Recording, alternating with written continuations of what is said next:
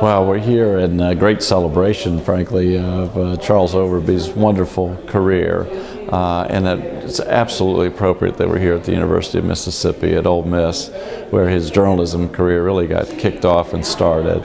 And as you know, the history of his career, it's been a fabulous path.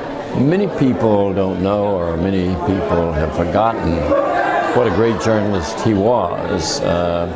As editor of the Jackson Clarion Ledger, many people have forgotten that he won the Pulitzer Prize for editorial efforts to raise the level of education in Mississippi.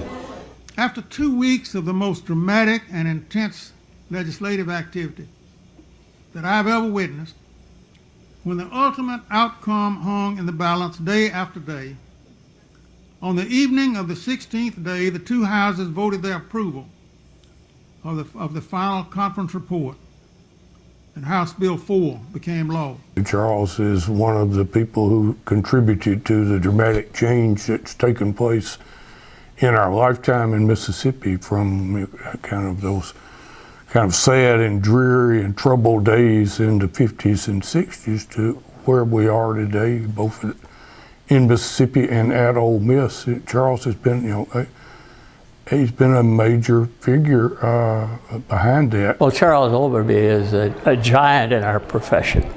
He has meant so much to newspapers mostly, but also broadcast stations and other media around the country. And of course, he ran the Freedom Forum so well for so long. And now we have this Overby Center here at Ole Miss that is a tradition that's beginning where his name will live on. And I said, no, I'm not retiring as CEO, because as so many of you know, I've tried to define CEO as Chief Encouraging Officer.